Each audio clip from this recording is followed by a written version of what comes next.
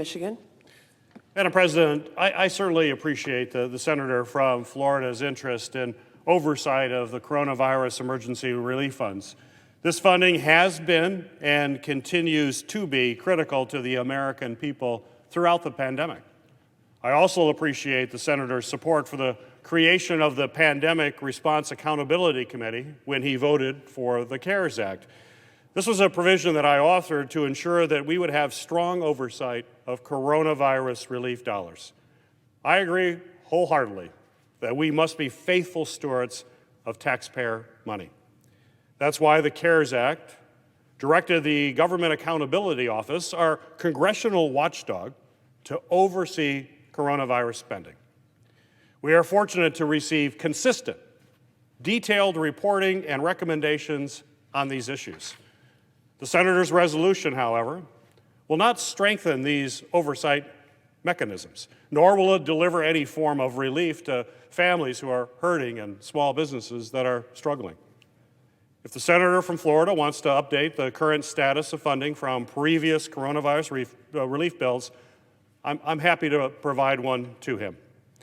Let's first look at the first coronavirus relief measures, all of which were passed in March and April of last year. To date, approximately 93% of those funds have been obligated and 88% have been outlaid.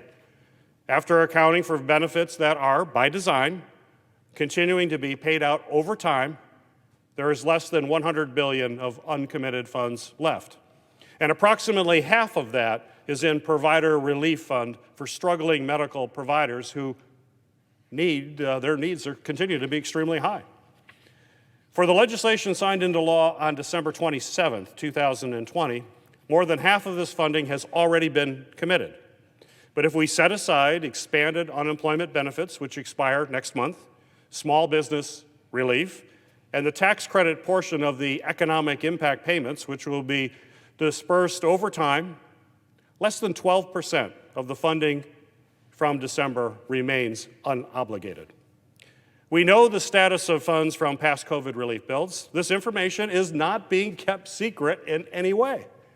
In addition to reports from the Pandemic Response Accountability Committee and the Government Accountability Office, we have a monthly SF 133 report from the Office of Management and Budget. Coronavirus-related spending is also publicly tracked on both usaspending.gov and on the website of the Pandemic Response Accountability Committee. We don't need more reports right now. We need action. We have been fighting a public health and economic crisis, neither of which will magically disappear without additional federal action. We can't wait until more small businesses close or hospitals run into the red. We know how badly Americans are hurting, and they're hurting right now.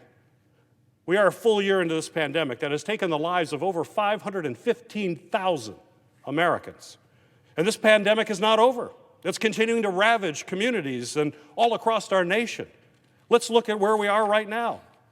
Upwards of 2,000 Americans are dying each and every day. Daily cases are the same levels we saw during the last surge in July, with over 50,000 Americans testing positive for COVID-19 every day. We're also facing the new threat of emerging variants, like the UK and South African strains, which unfortunately could lead to even more cases. The economic toll continues to go on. Millions of Americans remain out of work. In January, the unemployment rate was nearly double that from pre-pandemic levels, and unemployment claims are still more than double pre-pandemic levels. We all have friends, family members, and neighbors who are hurting right now. Small businesses have had to slash their hours, cutting their own bottom line and employees' paychecks.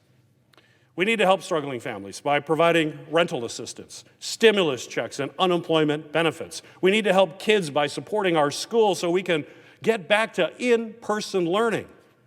We need to invest in the public health infrastructure necessary to combat this virus by increasing testing capacity, implementing vaccine education campaigns, and tracking and containing the new COVID variants that we see springing up.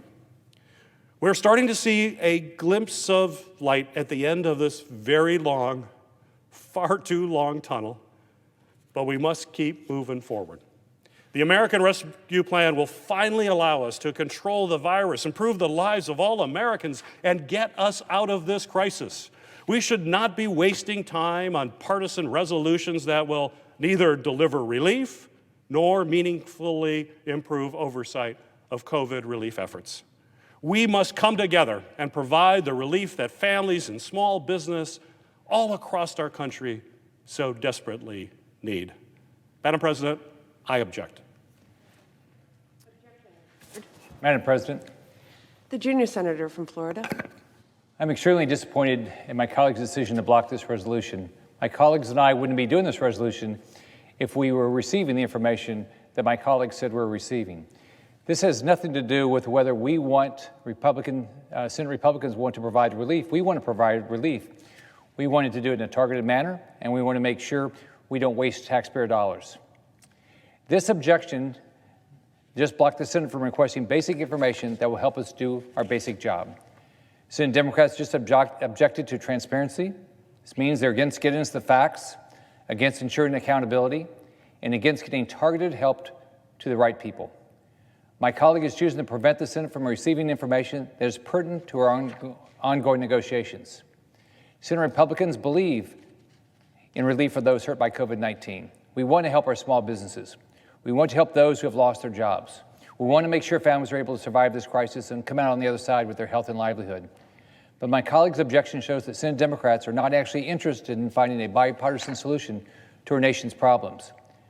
Instead, they want to blindly spend money on provisions completely unrelated to COVID, as if there are no consequences to racking up more debt and spending beyond our means. I'm thinking about the kids who are just like me, growing up in public housing, with parents who were barely scraping by. We need to help those families. In order to do that, we need to better understand where the need is.